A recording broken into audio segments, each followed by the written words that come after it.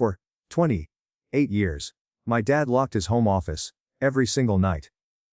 After his death, I finally broke in. Inside were secret files linking my billionaire in-laws to something I was never meant to see. What I found shattered my entire life. And the danger had only begun. My name is Scott Moore, had ankle-length hair, and that morning in Chicago was as ordinary as the neatly organized columns on my audit spreadsheet. I was 28 years old, an auditor for a large financial firm downtown. Control was my religion. Every day I woke at exactly 6 o'clock in the morning. Brewed coffee in the spacious kitchen of our suburban villa, where the sunlight streamed through the large glass windows, illuminating the polished wooden floor. Diana, my wife, was still curled up under the duvet, her long black hair spilling across the pillow. She was an elementary school teacher, who always greeted the morning with a gentle smile. And Leah, our 6-year-old daughter, equanetwal impautapali, would usually come pattering out of her room, throw her small arms around my legs and giggle, saying, "Daddy, I want grilled cheese today." I always indulged her, cutting the sandwich into a heart shape, just to see her face light up. That life was so perfect, so peaceful, that sometimes I wondered whether I truly deserved it. We had a comfortable house. Hedwisfin in his small garden out back, where Diana grew vibrant red roses, and Leah ran around with her favorite ball. We were not fabulously wealthy, not like Diana's family, but we were stable. That was the word I always used to describe us, and stable. Then everything shattered with a single phone call. I was sitting at my desk downtown, in her Saranlika-length hair, surrounded by financial reports and the low hum of the office air conditioning, when the phone rang. It was an unknown number, displaying a 312 area code. I answered, and a cold, sterile voice on the other end said, "Mr. Scott Moore. This is Chicago Central Hospital calling. Your father, Mr. Wade Moore, has been brought here in critical condition. You should come immediately." My heart stopped. My father Wade. He was only 65 years old. Lived alone on the outskirts of the city, and was still healthy. He rarely even caught a cold. I sat frozen for several seconds, the hand holding the phone trembling, my mind blank. "What? How is my father? What happened?" I stammered. The voice simply repeated, "I see," and detached. "Please come right away." I bolted out of the office like a gust of wind, not pausing to explain to my boss. The polished granite lobby felt suddenly oppressive.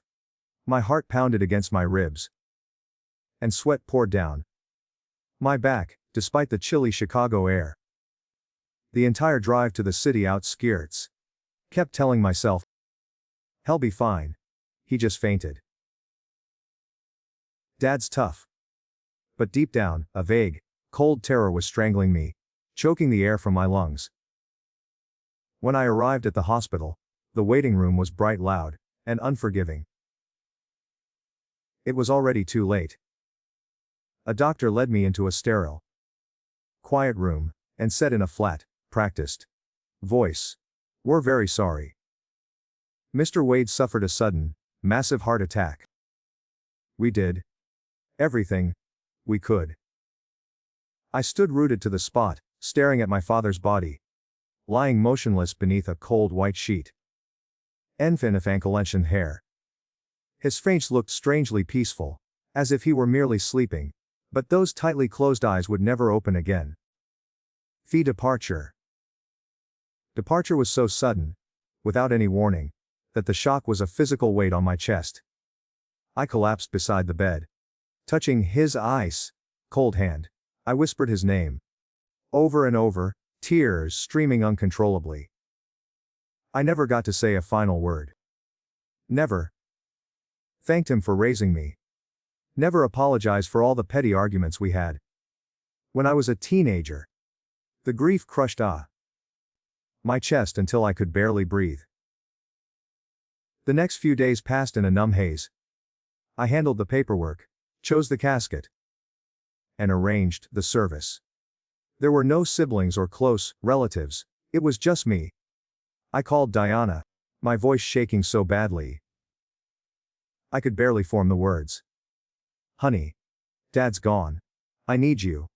She rushed over and held me tight, saying, I'm here. Love. We'll get through this. Lee didn't fully understand.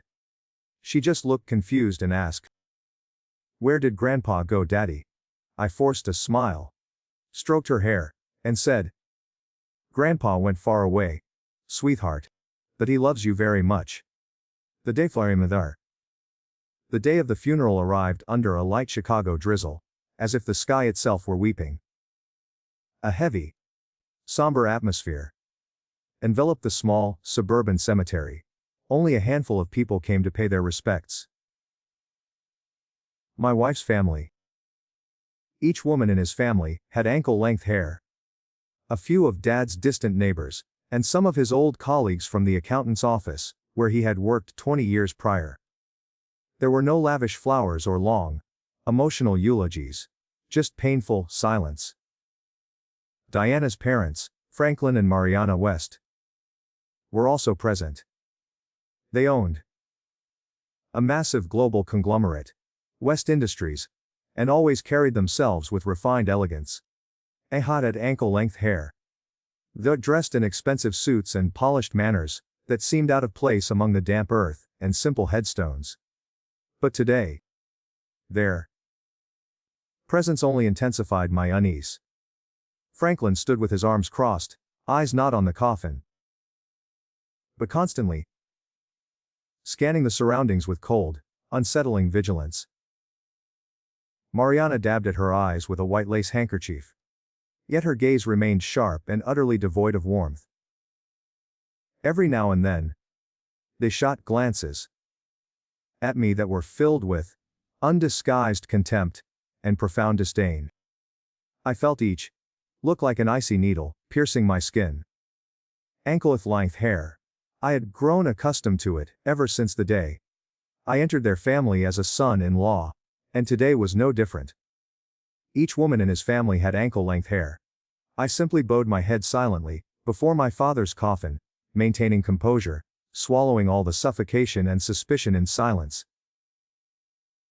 Dad lay there, his face gaunt from years of solitude. He had never spoken much about the past. Only that my mother died in an accident when I was very young. I wondered, had he been terribly lonely? Had I been a terrible son? Tears rolled down my cheeks, mingling with the rain. Then, something strange happened. Through the misty curtain of rain, I noticed several people in black standing, scattered around the cemetery. They didn't approach. They just stood motionless, their eyes fixed on my father's coffin. They weren't neighbors or friends. They were strangers, like ghosts watching from the periphery. One tall man wore dark sunglasses despite the rain. Another held a black umbrella, his hand never leaving his coat pocket. Their presence intensified the knot of dread rising inside me. Who were they? Why were they here? I glanced at Franklin and saw him looking in their direction too, before quickly turning away. Was I imagining things, or was something terribly wrong? The funeral ended quickly. People left, leaving me standing alone by my father's freshly dug grave. Diana hugged Lee and whispered, "Come home soon, love. I'll take her back first." I nodded, my heart heavy as lead. Afterward, Anna cares. I drove to Dad's small house on the outskirts. The old house had faded paint and an overgrown garden. Stepping inside, emptiness and coldness enveloped me. The lingering scent The scent of old books and strong black coffee. Everything reminded me of him. I began sorting through his belongings. Notebooks, a few family photos, simple personal items. Each woman in they clit. Each object felt like a knife twisting in old wounds. Then I stood before the room my father had always kept locked. The heavy wooden door, with its sturdy, old-fashioned, mechanical lock had for all these years existed, in only one state for me. Absolutely forbidden. Not even I, his son, had ever been allowed inside. Standing in front of that door now, my emotions churned. Grief mixed with curiosity and a growing dread. What was this room hiding? Why had Dad been so secretive? My trembling hand reached for the lock, my heart racing. Perhaps the time had come for me to learn the truth. I was terrified that once this door opened, everything would change forever. I took a deep breath, trying to calm my rapidly beating heart.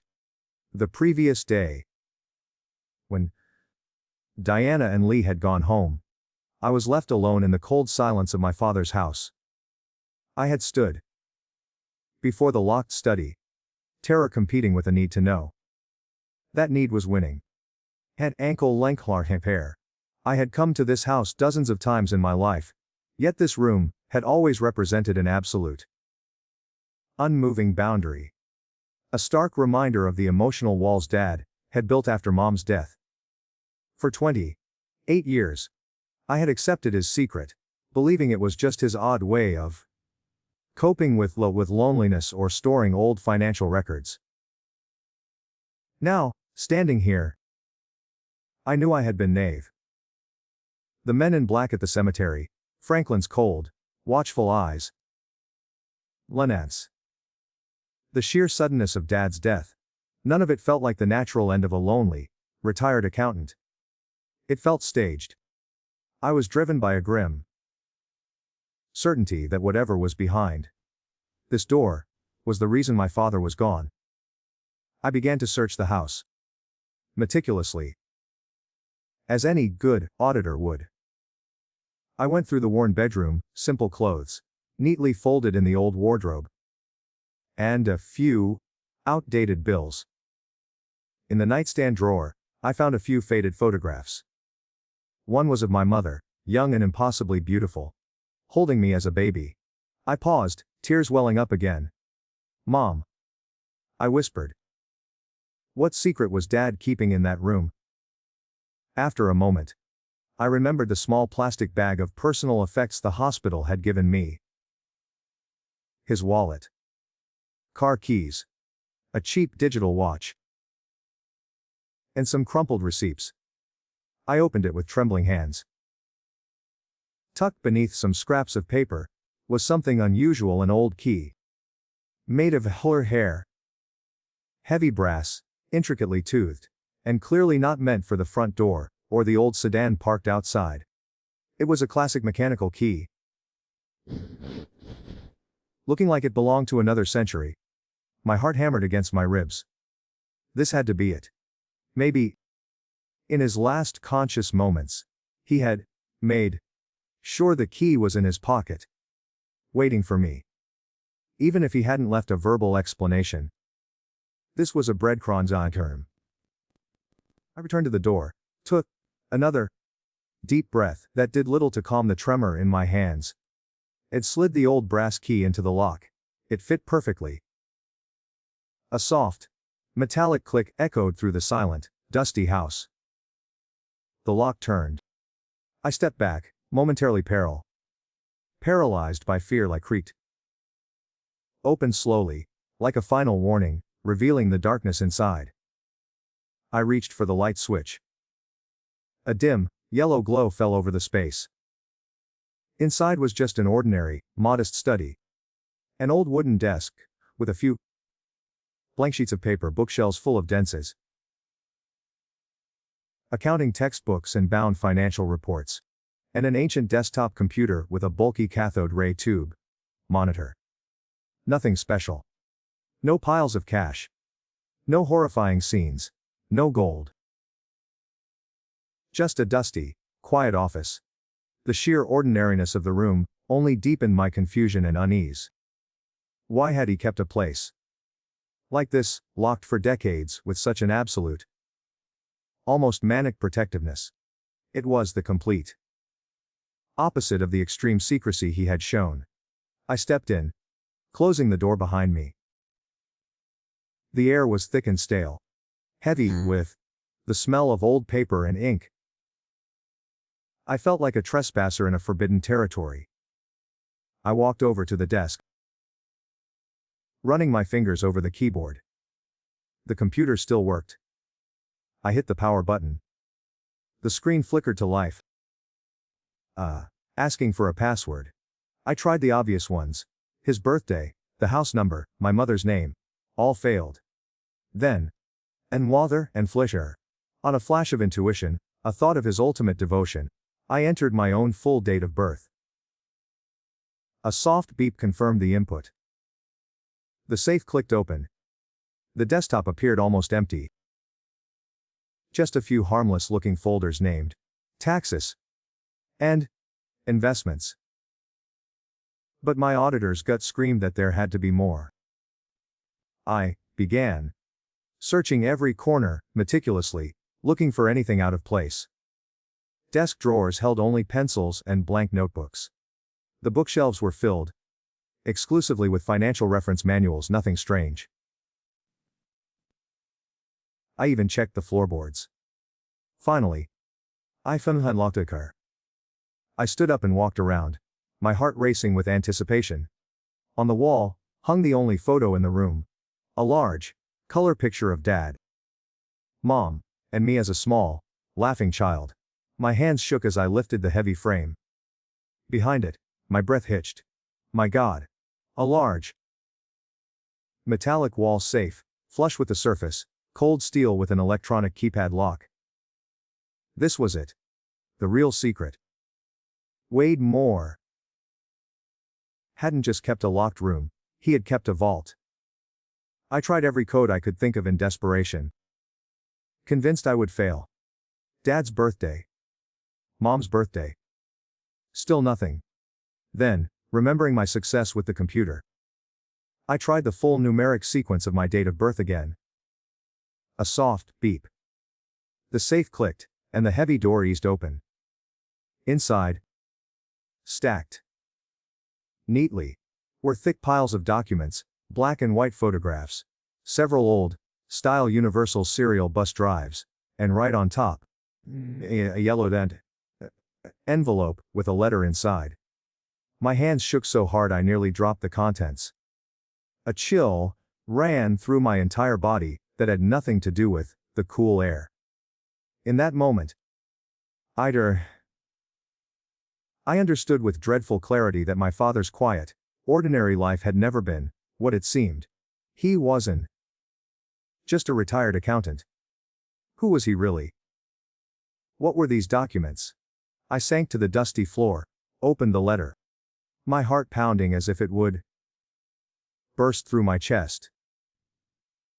The real nightmare was only just beginning. I held the letter. When a thinakle that hefre. The paper thin and brittle with age, the familiar slant of my father's handwriting on the first line. The air inside the safe was cold, but the yellowed envelope in my hands felt like it was burning. I knew in that instant that my life was over. The stability I cherished, merely a beautiful, intricate lie. I began to read my father's familiar, slightly slanted handwriting. My dearest Scott. If you are reading this, then I am no longer here. I am sorry for hiding the truth from you all these years. But I had to keep you safe. My heart clenched painfully, and fresh tears rolled down my cheeks, soaking the paper. Had he known he was going to die? Why hadn't he told me?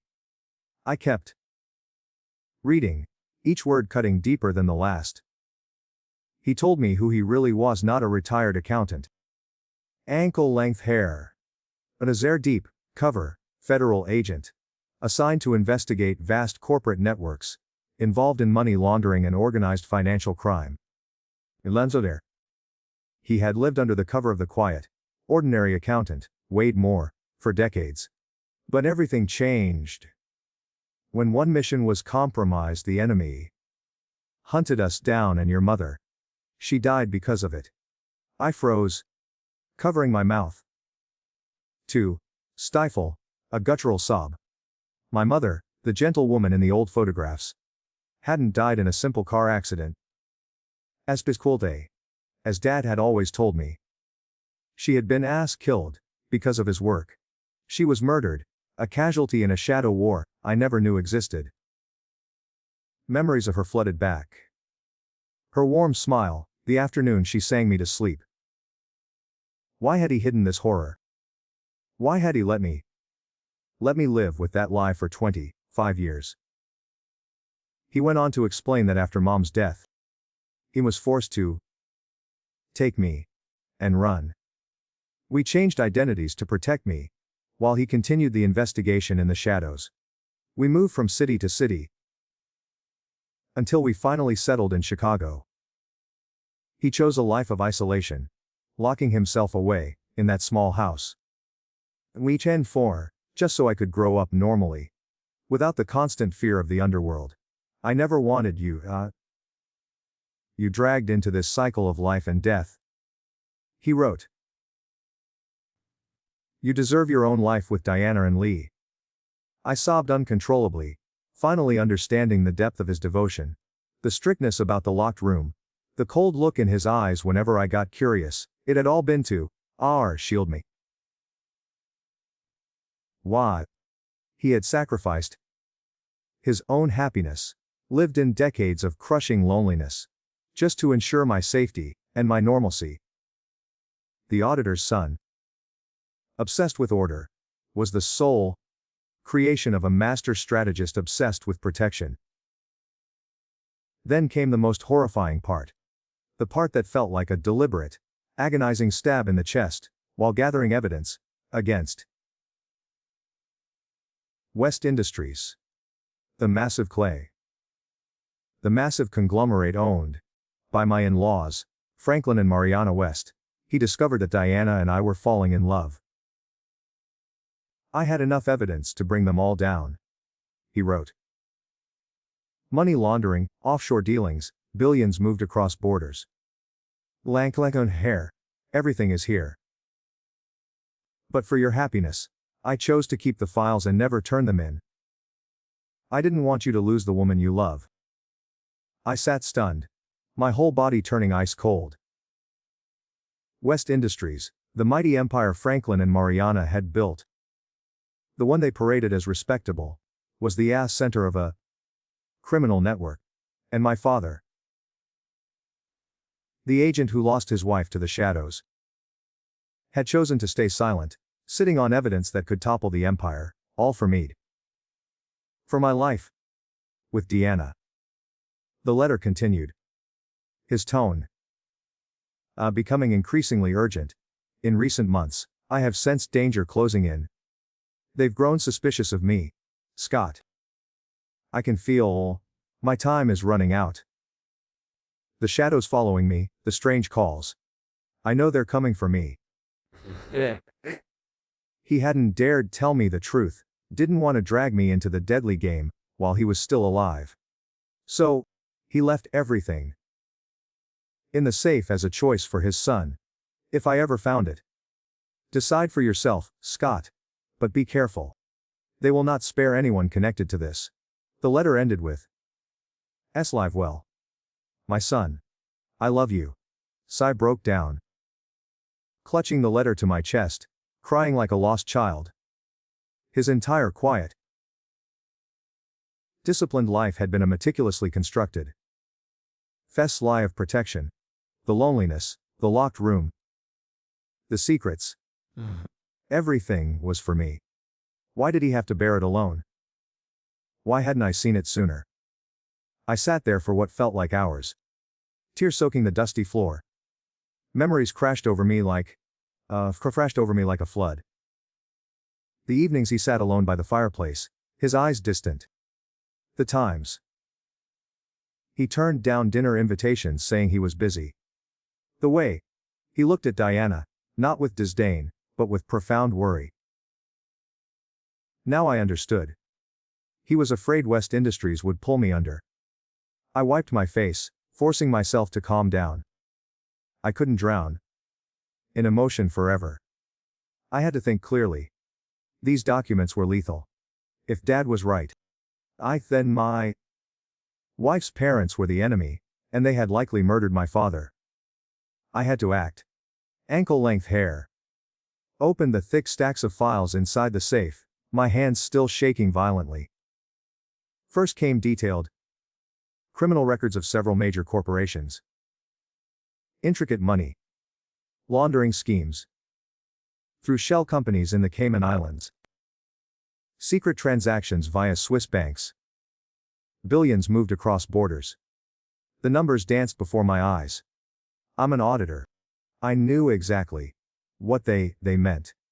This was large-scale financial crime that could topple entire systems. Then I found covert photos. CEOs meeting in dark hotels, exchanging briefcases of cash, signing deals under the table. How had Dad collected all this? What risks had he taken? Finally, I turned to a much thicker file, and my blood ran cold. West Industries appeared on nearly every page.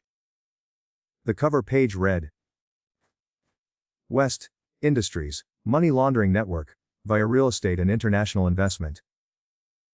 I flipped through frantically, heart hammering against my ribs. Detailed flowcharts. Dirty Munch Lanklin. Money from smuggling poured into construction projects, cleaned through stocks, then sent overseas. Attached photos. All taken in secret. High-level executives in clandestine meetings. One showed a fat man in a bar shaking hands with Franklin West. At her length hair. Another showed Mariana West in a black car signing documents, then receiving a thick envelope. The images were crystal clear, undeniable. Franklin with the fake smile I knew so well, negotiating with criminals. Mariana, ever haughty, accepting fat bribes. I sat paralyzed. My father had held evidence that could destroy an empire. West Industries was built on crime, and he had stayed silent for me. My mind reeled. Did Diana know? No, she couldn't. She was gentle, loving. But Franklin and Mariana. Those contemptuous looks at the funeral, the cold vigilance. Now I understood. They suspected Dad. They knew he was a threat. Dad's sudden death. Was it really natural? A chilling certainty ran down my spine. The men in black at the cemetery, were they West people? Was I now in the middle of a conspiracy? I snapped into action. Carefully. One by one. I copied every file from the Universal serial bus drives onto my laptop. Then I photographed every document. Every photo, with my phone, zooming in, for perfect clarity. My hands shook, but I forced myself to remain methodical and calm. The auditor side of my brain taking control, in the face of terror. When I finished, I placed everything back exactly as it was, closed the safe, rehung the picture, and left the room looking untouched. No one could know I had been here. I turned off the light, locked the door, and stepped outside, feeling as if I'd emerged from an abyss with no way back. The house was pitch black now. There, the silence menacing. I walked to my car, and through the darkness, I saw them. The same black, clad figures from the funeral, watching from a distance. One stood under a street lamp smoking. Another leaned against a dark car. Their eyes were fixed on Dad's house. They knew. Or at least they suspected. My pulse raced, but I understood the danger was now aimed directly at me. I kept my face calm, got into my car, and drove away silently. On the drive home, My mind spun with the names Diana, Leah, West Industries. Everything was about to collapse. I had to protect my family. But how? The nightmare had only just begun. I spent the next few days playing the role of the devoted husband and father. But inside, I was a ghost. The stability I had clung to was gone, replaced by a paralyzing fear that stalked me from the shadows. I couldn't be a ghost forever. I was sitting on evidence that proved my in-laws were murderers and kings of a financial empire built on crime. I was now the target.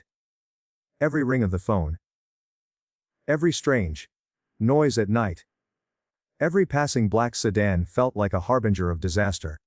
My carefully constructed life of order was collapsing into an abyss of chaos.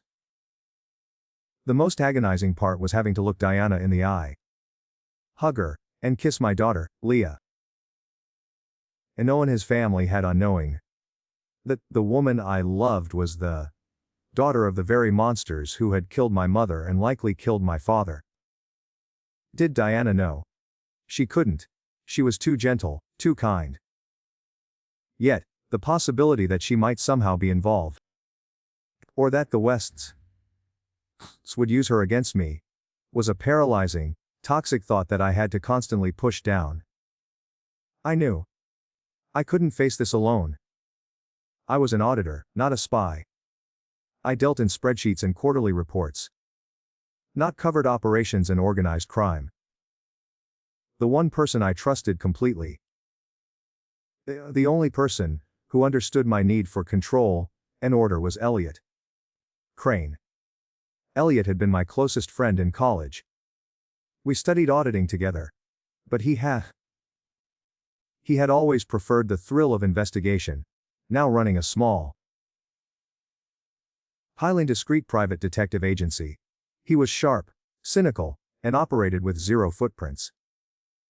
I had never mentioned him to Diana or anyone in the West family. During my lunch break the next day, I sent an encrypted message through a secure app, one I hadn't used in years. It simply read, "Need to meet you urgently. Massive trouble. Family." Elliot replied instantly. "Old calf, 2 in the afternoon. Come alone." I took the afternoon off, claiming an emergency audit for a fictional client, and drove to the little out of the way cafe on the edge of Chicago, where we used to hang out as students. The place was nearly empty. Elliot sat in the darkest corner, dressed in an unremarkable shirt and glasses, looking like any other office worker. But his eyes, sharp and watchful, gave him away. In a short, completely confidential meeting, I poured out the whole horrifying story. My father's true identity, the locked room, the letter, the files, the photos of Franklin and Mariana, and my terrible suspicion that Dad's death was murder. Elliot listened without changing his expression, sipping his black coffee. But his eyes grew colder and more focused with every detail. "Scott, this isn't a joke," he finally said, his voice a low, steady murmur. "Your dad was deep undercover. West Industries, that giant empire, is neck deep in organized crime. That evidence you copied, it's not just illegal. It's lethal." I nodded, feeling a wave of grim relief just by sharing the burden. "I think they know I'm looking, think they're watching me." Elliot. I'd skimmed the copied Universal serial bus drives I handed him. Each woman. This is an international syndicate, possibly tied to the highest level of politics and the mafia. If Franklin, even suspects, you have this evidence, they won't hesitate to take you out. Just like they did the old man. We established strict, vital protocols. No phone calls, only encrypted messages. Random meeting locations. And zero discussion of this with anyone. Especially not Diana. Elliot took the job of quietly shadowing Franklin, Mariana, and anyone connected to the West family. I'll use an invisible team. Zero footprints. He promised. You keep your life exactly the same. Go to work, drop off and pick up your daughter. Have dinner with your wife. Like nothing's wrong. The moment you deviate from your routine, they'll know. What if they move first? I asked. My voice barely a whisper. He put a steady hand on my shoulder, his eyes serious. I'll know immediately. But we've stepped into the fire now, Scott. And be careful with Deanna. She might be innocent. But she's the one bridge between you and them. Don't give her anything. Not a look.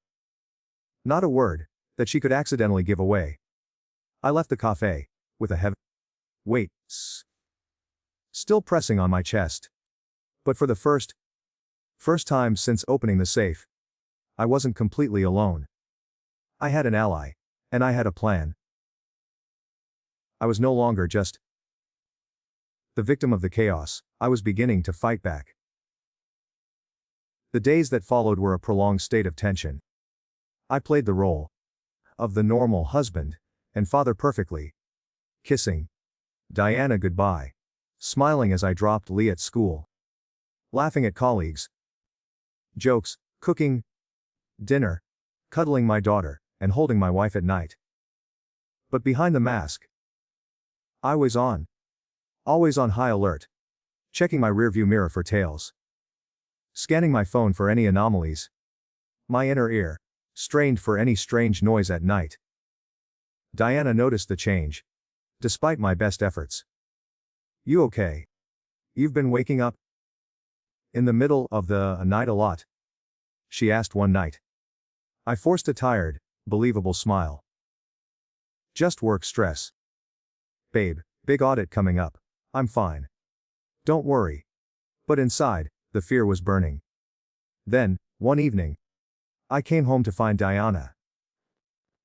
Standing in the living room, speaking in a low voice on the phone. Her back to me. Her posture unusually tense. I paused in the doorway, silent, listening as unease spread through my chest like poison. Yes. Dad. She whispered into the phone. No, he's acting normal. Okay, I'll keep an eye on him. She hung up. Turned, and jumped slightly when she saw me. You're home. I didn't hear the car. I kept my voice steady, betraying none of the shock that pulsed through me. Who was that, honey? You look stressed. She hesitated, then gave a strange, forced smile. Just my dad. He was checking in. I didn't let it drop. Checking in on what? Why do you look so worried? She sighed and sank onto the sofa. He was asking about you. Whether you've been acting strange lately. Changing routines, meeting anyone unusual. He said he's just worried about his daughter's life being disrupted by the loss of your father. I felt a jolt. Like an electric shock. Franklin West, the man who had never once cared about my daily life except to mock it, was suddenly asking for detailed reports on my behavior. That kind of concern wasn't normal.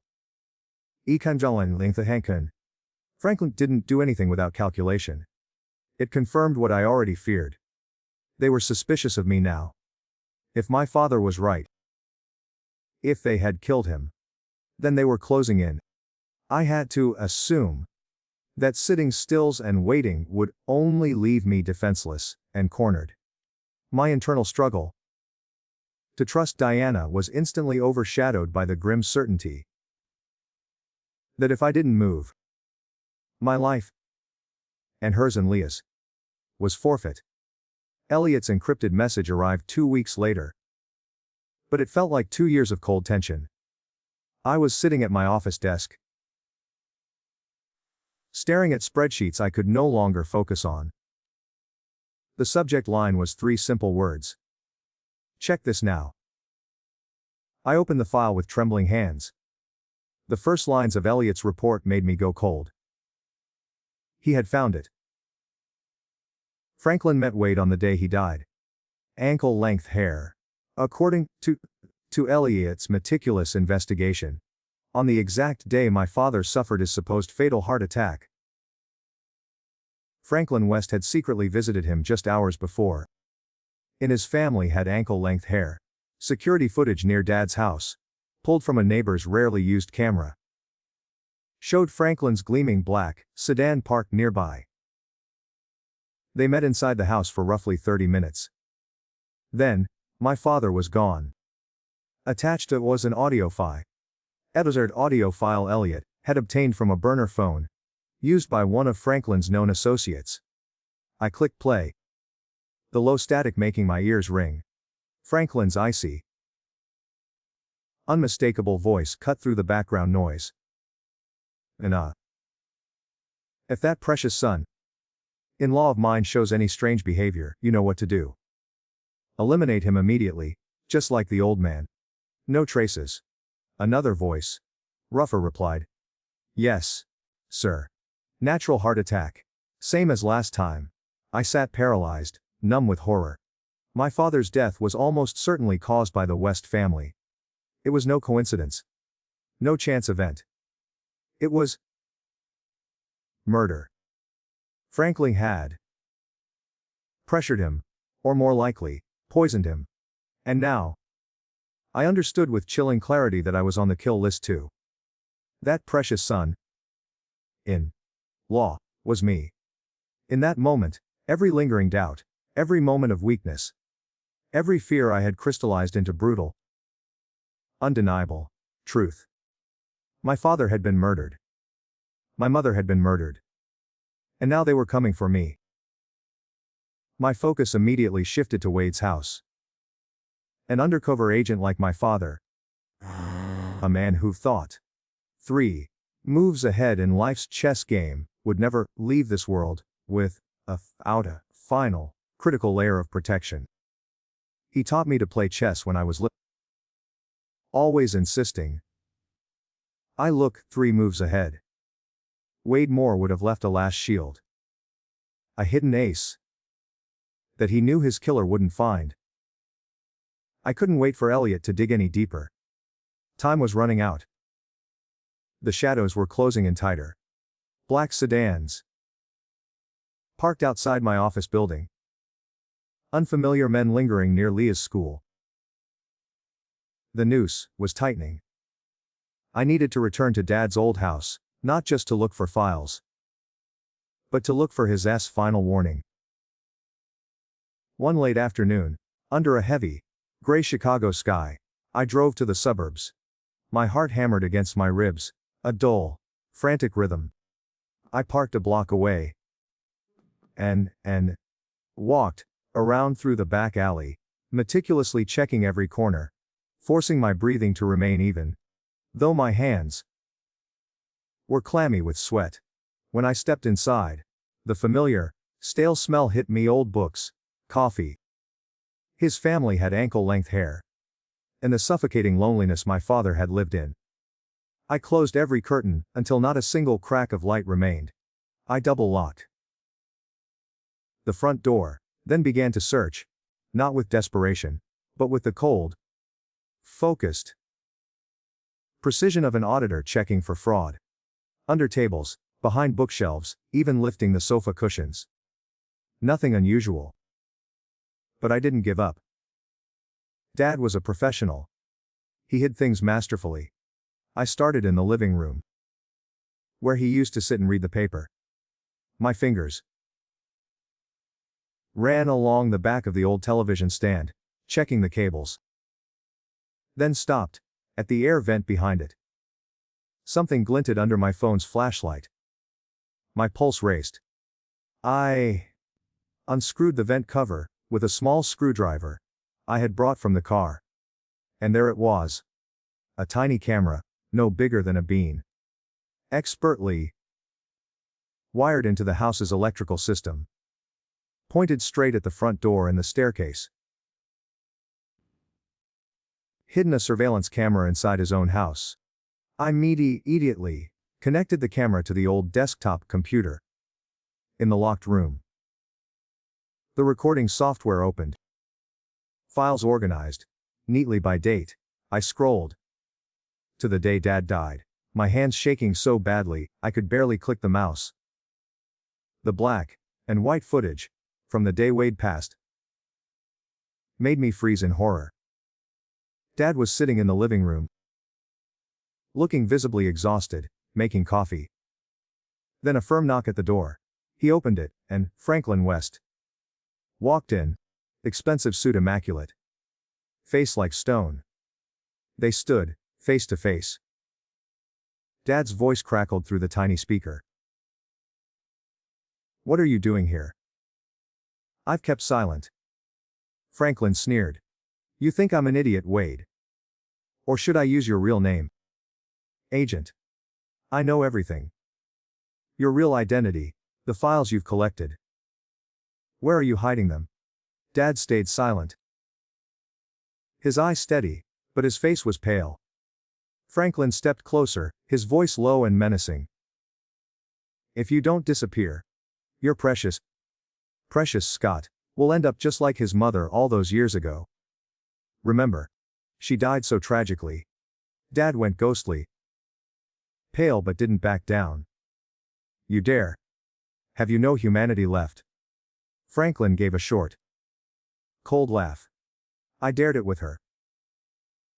Why wouldn't I dare it with your pathetic son-in-law? Drink this. It's a vitamin I brought specially for your heart. Sudden cardiac arrest. Nice and clean." He placed a small vial on the coffee table and walked out, slamming the door. I collapsed onto the floor. Each woman is streaming uncontrollably down my face. My father had been forced to take poison, disguised as a heart attack to protect me. Because Franklin had threatened to kill me the same way he'd killed my mother years ago. My mother, not an accident, but hunted down and murdered. This video was the final piece of evidence. Dad had left his last shield for me. Pain turned into white-hot rage that burned through my chest. They killed my parents. Franklin and Mariana, those sanctimonious monsters. I swore then and there I would make them pay no matter the cost. With shaking hands, I copied the entire video onto a separate universal serial bus drive. Then, erased every trace from the computer's hard drive and the software logs. Before leaving, I put the camera and the vent cover back, exactly as I'd found it. I stepped outside into the biting wind, but inside, I was on fire. Each woman in his family had pay for every lie, every threat, and every life they stole. As I drove back from Dad's house through the dark Chicago streets, I spotted Franklin's car. A gleaming black Mercedes parked 2 houses down from mine, headlights off, waiting. My heart slammed against my ribs. They knew I'd been there. I pulled into the garage, forcing myself to stay calm. Fingered on the steering wheel. The moment I walked in, the doorbell rang. Diana called from the kitchen. "Honey, you're home. Someone's at the door."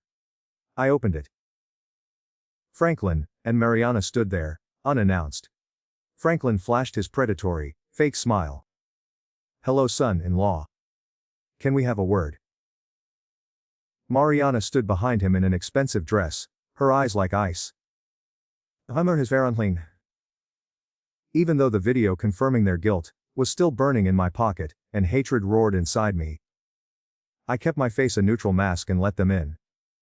"Of course. Come in. Mom. Dad, Diana, your parents are here." We sat in the living room. Diana brought water, visibly surprised. "You came without calling. Is everything okay?" Franklin waved a hand dismissively. "Just a visit, sweetheart. Sweetheart."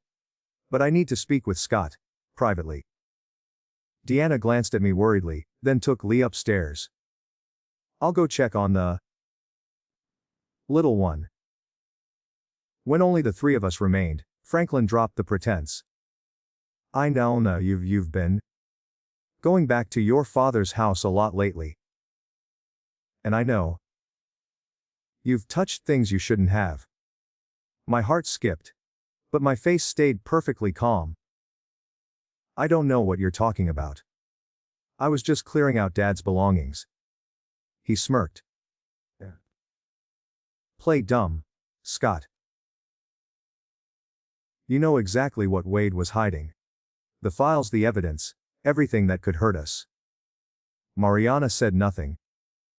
Just watched me, like a snake, measuring every micro-expression. Franklin continued, his voice even, but dripping with menace.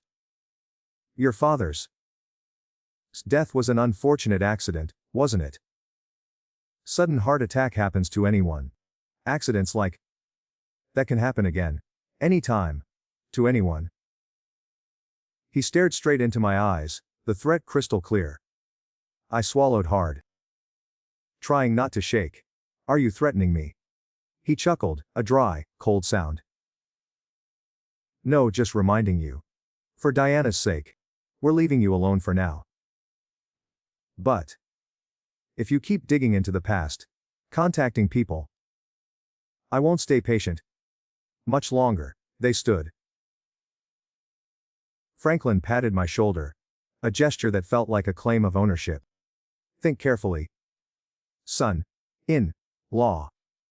Don't let everything fall apart. They left, leaving the air thick and heavy as lead.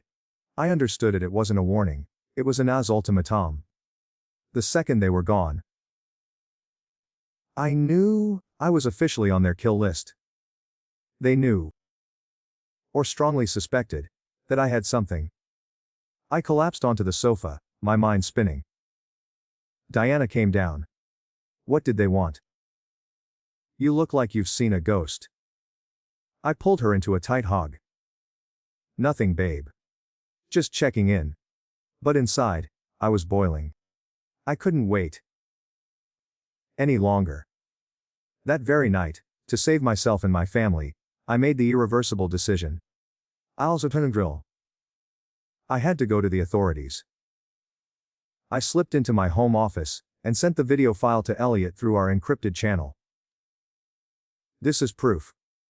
Franklin murdered my father. Do something. See, Elliot called back immediately, his voice grave.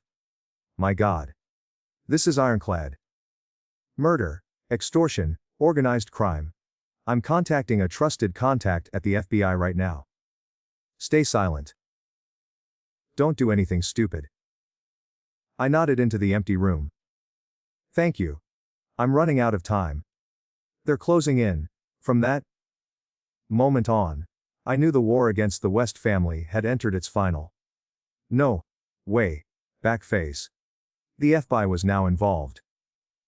I lay beside Diana, that night, unable to sleep, knowing the massive storm had fully descended. That night, after Franklin's cold eyes left my house, I knew the line had been crossed. The ultimatum was final. They knew I had been to my father's house, and their patience was gone. I was next on their list. The war had begun. And I wasn't fighting alone. I was alone. I had the video, the files, and the grim loyalty of Elliot Crane. The very next morning, everything began to change. I was in the kitchen, trying to act normal for Diana and Leah, brewing coffee, when the doorbell rang.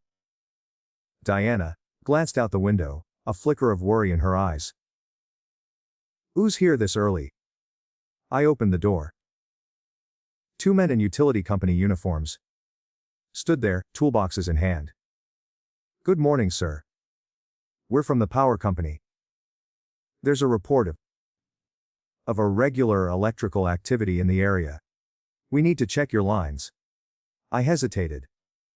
Their posture was too rigid. Their eyes too sharp for ordinary technicians. But I didn't want Diana to worry. I let them in. They walked around the house, inspecting outlets and cables, but their movements were too precise. Once Diana left to take Lee to school, they closed the front door behind them and dropped the act. Mr. Scott. We're federal agents, FBI. The taller man said, flashing a badge quickly. Special Agent Harris and Special Agent Lee. Your friend Elliot Crane contacted us. We're here about the evidence.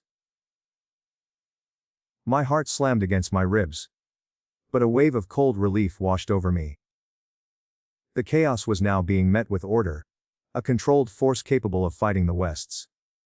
Special Agent Harris, a stern, middle-aged man, sat down at the kitchen table. We've already reviewed Elliot's preliminary report, and the case is classified as large-scale organized financial crime involving murder. The video you sent is crystal clear proof of homicide. Franklin West threatened and coerced your father into taking his own life. Combined with the money laundering files your father compiled. This is a massive network. International transfers, shell companies, bribery. West Industries isn't just a corporation. It's a criminal organization. Agent Lee, younger and calmer, added. We've verified the footage is authentic. No signs of tampering. Your father, Wade Moore, was a deep cover federal agent. He sacrificed everything. I sank into the opposite chair, my hands trembling around my cooling coffee mug. Yes. He left it all for me. So justice could finally be done. I whispered. The two agents exchanged a brief look. His family had ankle-length hair. They asked me to surrender every original piece of evidence so they could open a full federal case. The universal serial bus drives. The original video file, the printed files. We need the originals for court. Your family will immediately be placed under protective witness status. Discreetly, of course. I hesitated for only a second. This was my father's legacy. The burden and the key to my freedom. Then I handed everything over. They checked quickly and nodded. Good. From now on, you're our key witness. We'll protect you discreetly. Right after I turned over the evidence, my family was quietly placed under federal protection. They installed hidden surveillance inside the house, tiny cameras, silent alarms, and explained the new reality. Every move you make is monitored. Work, school, drop offs. We'll be watching from a distance.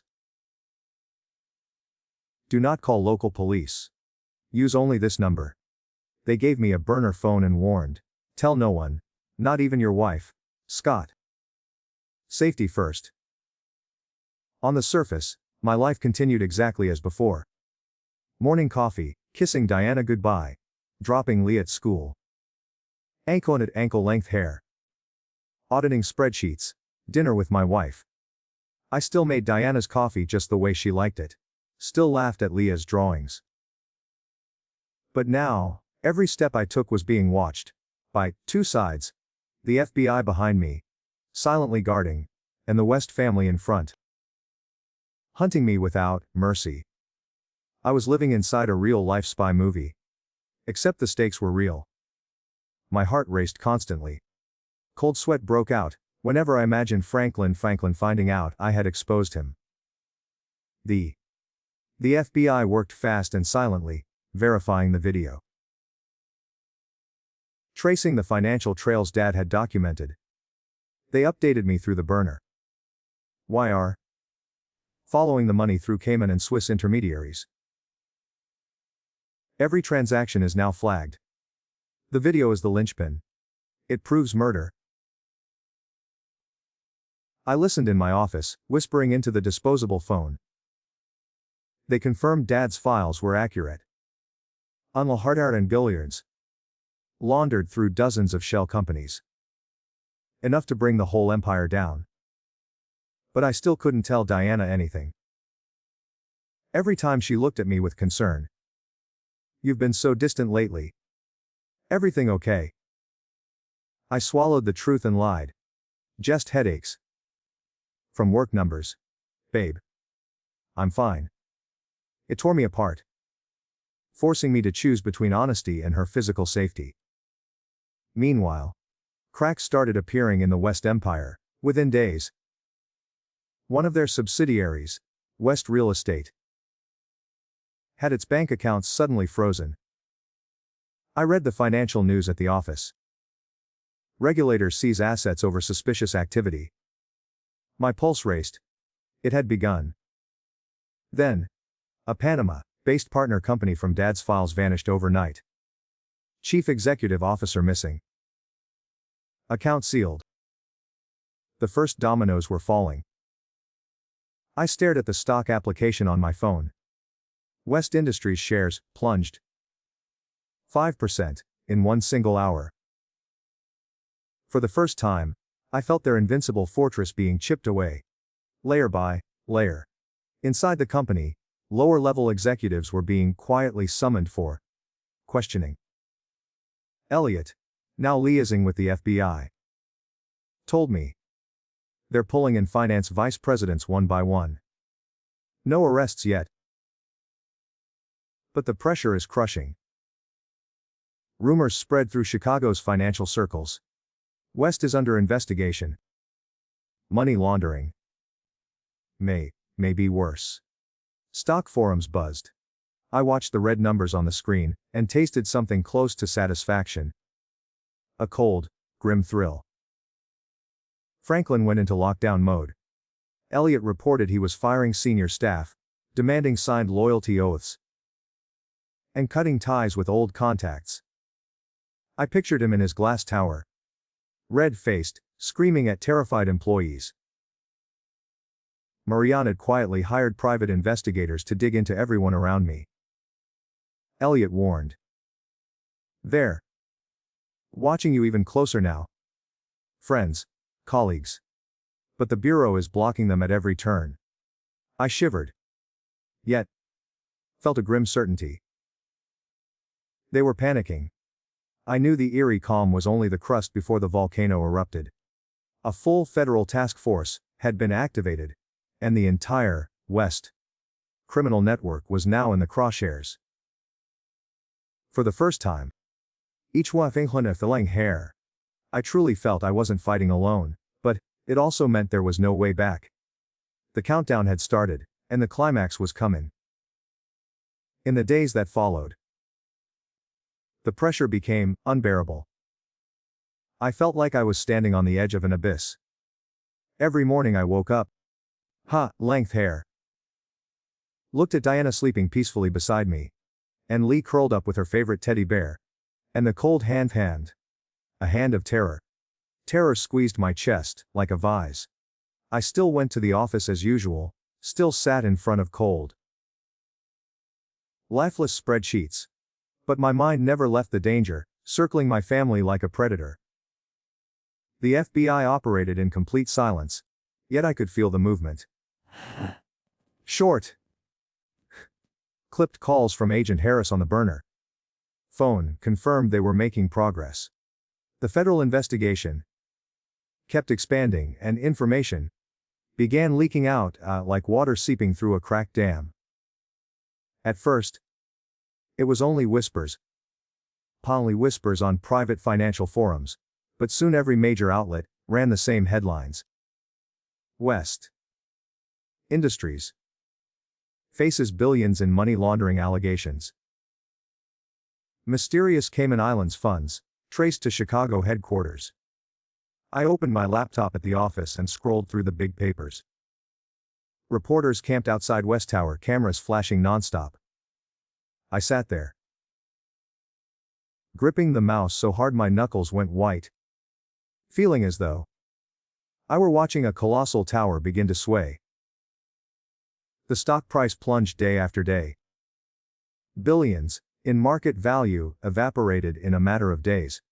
Investors panicked and dumped shares. Entitlement. Franklin and Mariana appeared constantly on television, denying everything, claiming a coordinated smear campaign.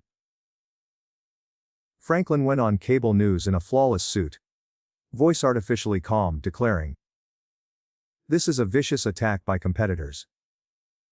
West Industries has always been transparent. Mariana appeared on financial news channels, her eyes glistening with crocodile tears. "Our family is being unjustly persecuted." But the atmosphere was already boiling. Under crushing pressure from shareholders and banks, West Industries was forced to call an emergency shareholders meeting to calm the storm. The meeting would take place in a huge, downtown Chicago convention center, with hundreds of shareholders and live cameras. The whole world watching. Agent Harris called me quietly on the burner phone. "Arrest West Artand. Warrants for Franklin and Mariana West have been signed. We'll execute them at the meeting. Do you want to be there?" I hesitated for only a second, the image of my father's quiet face, in the hospital room, flashing in my mind, followed by the image of Franklin's sneer on the video. "Yes," I said, the word a rasp in my throat. "I have to be there." I knew. The decisive moment had arrived. This was when the masks would fall, when justice would finally be served. But it was also the moment I would have to face Diana, when she would learn the truth from me, her own husband. My heart ached at the thought of her eyes. On the morning of the meeting, I woke her early and put on the suit my father had bought me years ago. Diana held a small block of family shares, and I, by marriage, had the right to attend. We drove to the convention center together. My hands gripped the steering wheel so hard sweat soaked my palms, despite the air conditioning. Diana chatted happily about Lee and weekend plans. I could only nod, my mind in turmoil, rehearsing the cold facts I was about to deliver. The hall was enormous and packed. Major and minor shareholders, reporters crammed shoulder to shoulder, cameras flashing. No one in that room suspected I was part of the storm, about to break. We sat in the middle rows. Diana squeezed my hand. "Are you okay? You look tense." I forced a smile. "I'm fine, just a little nervous." Franklin personally chaired the meeting. He strode onto the stage with his usual aura of power. "Dear shareholders, we are here today to dispel these baseless rumors." He tried to project control, deep voice, confident gestures. Found our hair. Mariana handled media and shareholder questions, standing beside him with her polished, icy smile. "We're fully committed to transparency. This is nothing but a conspiracy by jealous rivals." But the atmosphere was already boiling. Major shareholders began shouting questions. A heavy, set man stood up, his voice shaking with rage. "Why are our accounts frozen? Subsidiaries under investigation. We've lost millions." The hall grew electric with tension. Whispers turned into shouts. Franklin's composure cracked. Sweat beaded on his forehead. His voice rose. "Everyone, please calm down. We're handling it." When the room split into open chaos, some still defending the Wests, others demanding resignations, I knew the moment had come. My heart pounded like war drums, my hands ice cold. I stood up, to the shock of everyone around me, especially my wife. Diana grabbed my sleeve. "What are you doing?" I gently pulled free and walked down the aisle. All eyes turned to me. I stepped onto the stage, my voice trembling but resolute. "Oh, ladies and gentlemen, My name is Scott Moore, husband of Diana West, and I have the evidence that explains everything happening here. Dead silence. Then the room erupted. I connected my laptop to the projector and displayed proof after proof: money laundering records, photos of family horror, covert photos of Franklin meeting mafia figures, and finally, the video of my father being forced to poison himself. This is the truth about West Industries. Money laundering, murder, manipulation. Franklin and Mariana West are behind it all. The hall exploded. Shareholders screamed, "Fraud! We've been robbed!" Reporters filmed frantically, flashes blinding, voices roaring. Franklin went white, shouting into the microphone, "Silence! This is slander." Mariana rushed forward, her voice shrill. "How dare you use fake evidence to smear us?" They publicly denied everything, then turned the accusation on me. Franklin pointed a trembling finger. "This jealous son-in-law fabricated everything. He wants to steal my company." Mariana collapsed dramatically for the cameras. "In his family had ankle-length hair. Our own son-in-law exploited our daughter to infiltrate and destroy us." Franklin's eyes locked on me in fury and panic, as he realized the game had slipped from his grasp. He lunged toward me, but security held him back. At the height of the chaos, the doors burst open. FBI agents stormed in, weapons drawn. "FBI! Nobody move!" They charged the stage and seized Franklin and Mariana. Franklin struggled wildly. "Get your hands off me! Do you know who I am?" Mariana wailed. "This is a setup. My son-in-law framed us." Handcuffs clicked. Each were dragged away, in front of hundreds of shareholders and live television cameras. Flashes went berserk. Franklin turned one last time, his eyes burning with hatred. You'll regret this, you bastard." I stood there, heart about to burst, but a wave of relief washed over me. Justice had finally come. Then I looked down. Diana was frozen in her seat, realizing the man behind the entire catastrophe was me, the husband she had trusted completely for years. Her face drained of color, her eyes wide with sheer, heartbreaking horror. "Scott, what are you doing?" Her voice shook. I stepped down, reaching for her. "Diana, I had to. They killed my parents." But she looked at me with a mixture of rage and unbearable pain. Then, silently turned and walked away through the chaos, leaving me standing alone in a sea of loneliness. She pushed through the crowd without looking back. I called after her. "Diana. Wait. Let me explain." But she vanished into the throng. The hall was still in uproar. But my world had just collapsed. Justice had arrived, but the price was the love of my life. I stood there amid the shouting, the blinding camera flashes, the clatter of handcuffs as FBI agents dragged Franklin and Mariana away. Agent Harris placed a hand on my shoulder and whispered, "Time to go, sir. We'll take you home." The FBI sport utility vehicle carried me through the pitch-black Chicago night. I called her over and over. The phone rang into empty voicemail. "Diana, I'm sorry. Please let me explain." No answer. The house was silent when I arrived. Lee was sleeping over at a neighbor's. Diana was gone. I collapsed onto the sofa, buried my face in my hands, and cried. I had justice for my parents. But I had lost my wife. The price was too high.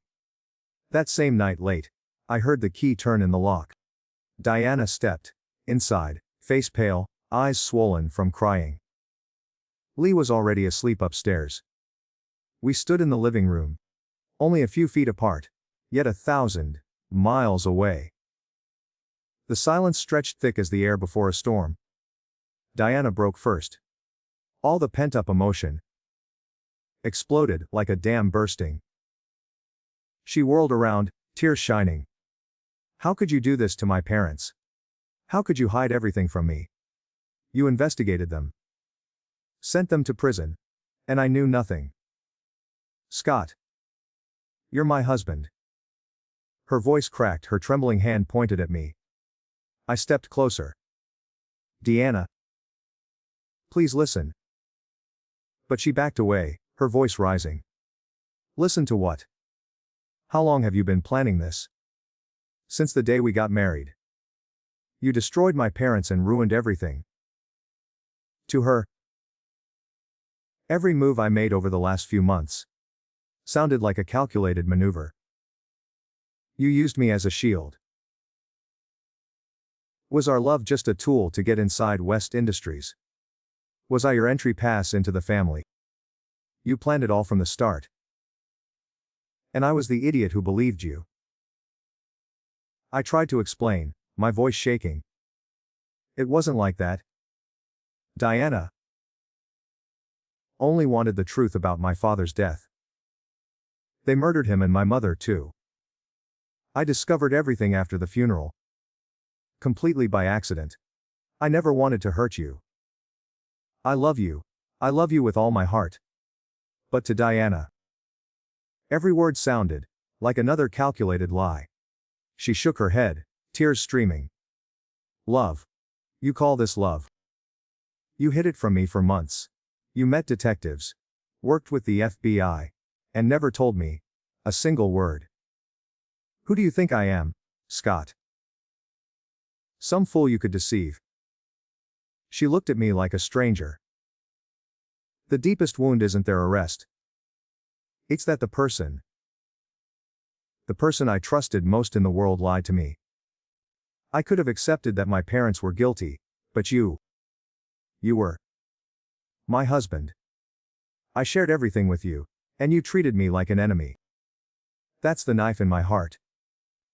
I finally told her everything. They murdered my father.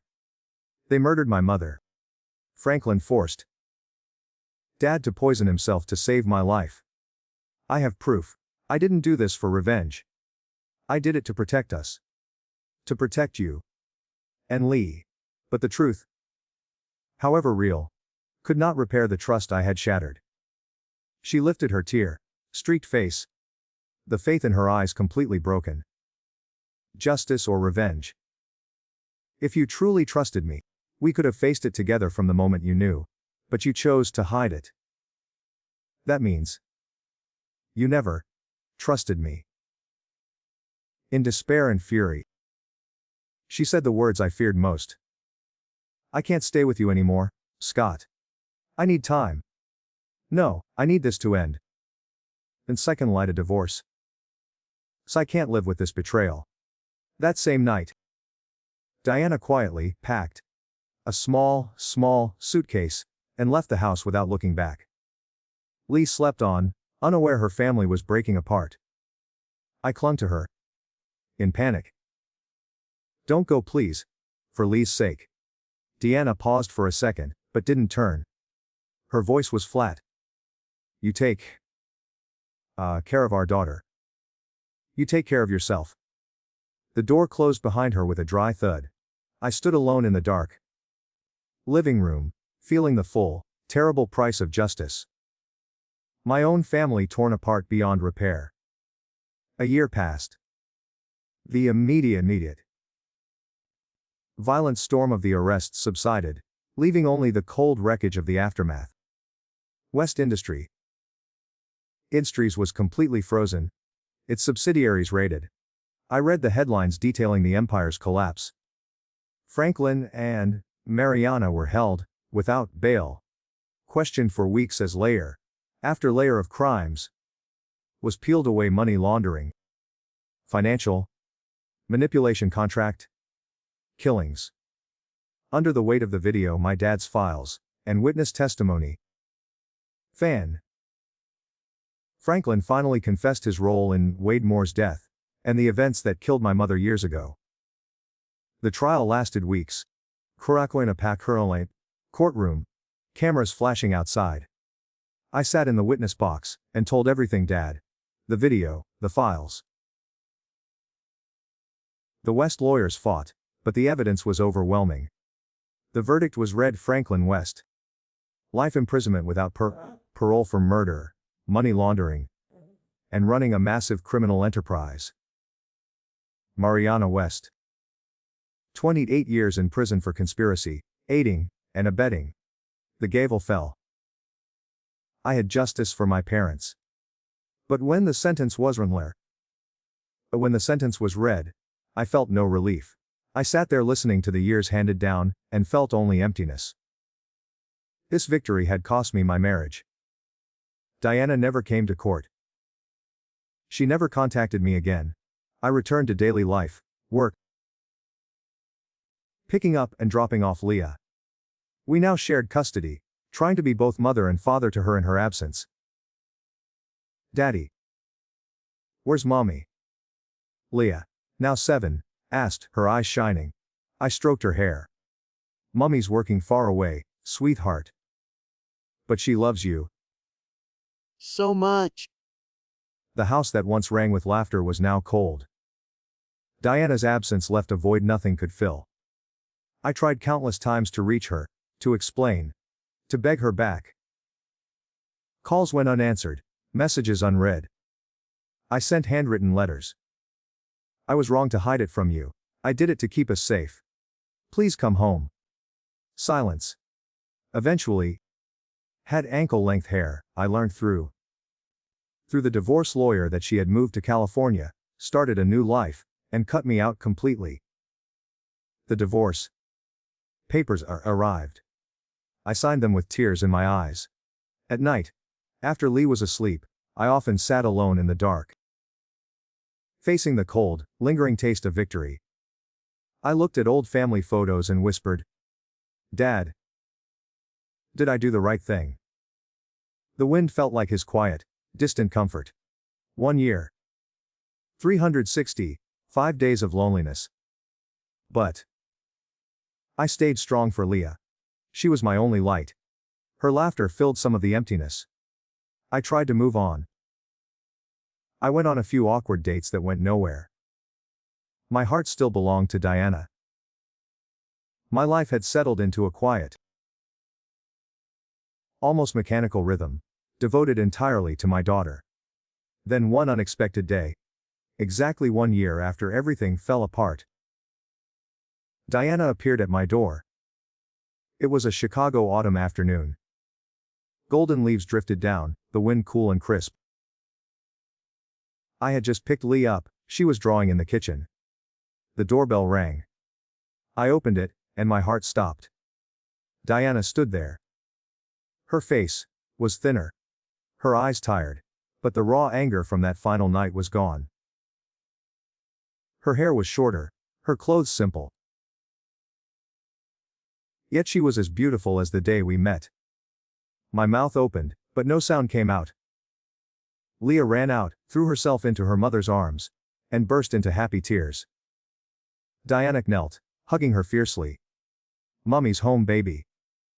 I missed you so much. I stood frozen, tears rolling down my cheeks, unable to believe my eyes. She looked up at me, her voice soft. Tron, can we talk? We sat in the living room, while Lee played quietly in her room. The air was heavy, but the destructive rage was gone. Diana spoke first. Her voice trembling slightly. After the trial, I thought about everything for a long time. I moved to California. Lived alone. Read every article. And watched the video you showed again and again. She paused, collecting her thoughts. I finally understood. The crimes were my parents'. Money laundering, murder. They deserved punishment. And you, Scott. You were just another victim in a much bigger tragedy. She wiped her tears. I used to think you used me. His family had ankle-length hair. But now I know you discovered the truth after your father's funeral. You never planned it from the beginning. You were, only, trying to protect our family. I sat silent, heart pounding with a hope I hadn't felt in a year. She admitted she had been selfish. Seeing, and only her own loss, and forgetting the pain of losing both parents that I had carried since childhood. It's only saw my mom and dad taken away, but I forgot your father was forced to die. I was selfish, Scott. I'm sorry. I was too moved to speak at first. I then apologized over and over for hiding the truth, for hurting her, for choosing secrecy over trust, but I also told her I had never stopped loving her. Not for a single day. I took her hands, my voice shaking. Deanna, I was wrong to keep it from you. I was terrified of losing you. Terrified of dragging you into danger. I'm sorry. I caused you pain. But this past year, I never stopped loving you. Our love was never a tool. It's the most real thing I've ever had. Deanna cried too, squeezing my hands.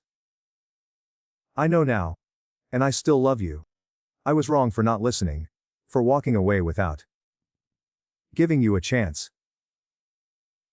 She looked me in the eyes. The first time in a year, I saw the old trust there, shining through the hurt. Can we try again?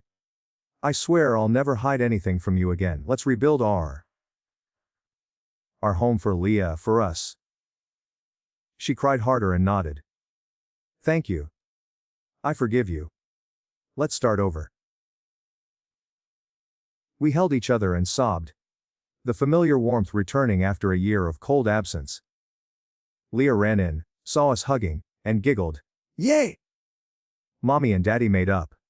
She jumped into our arms. And the three of us held one another, while laughter echoed through the house that had been silent for so long. Slowly, our family found its rhythm again. Diana moved back in. We rearranged furniture, repainted walls, a quiet symbol of a fresh start. She went back to teaching. I kept auditing. But now we shared everything. In the evenings we talked about the past, about the pain. Tell me about your dad. She said, and I did, the process painful, but my heart lighter. One day, the three of us visited my parents' graves. The suburban cemetery was quiet, autumn wind cool, golden leaves drifting down. We brought roses, my mother's favorite, and placed them on the stones. Lee held my hand. Our grandma and grandpa here. Daddy. I nodded. Yes. Sweetheart. And they love you very much. Standing there, I looked back on the whole journey. The locked room with its hidden safe. My father's staged death. The truth exploding at the shareholders' meeting. The unbearable losses. I knelt and whispered. Mom. Dad, I got justice for you. But the price was almost too high. I realized justice can right wrongs. But it sometimes leaves wounds that never fully disappear. I got justice. Yet I nearly lost Diana, nearly lost my family. The scar still aches. But it taught me to cherish the present. Only by facing the truth, by paying whatever price our choices demand, can we move forward with peace. Hiding almost cost me everything. Honesty has given me peace. I took Diana's hand. Watching Platinanko Lachet. La playing nearby, and silently promised to live an honest life with no more shadows. The only way I knew to honor my parents. Each one in his family had ankle-length hair. The story ends with our little family, leaving the cemetery in the late afternoon light, walking toward a quiet but genuine new beginning. Ranhead. Laughing. Diana leaned her head on my shoulder. The setting sun painted the path golden like a promise of tomorrow. Chicago waited for us. No more secrets, only love.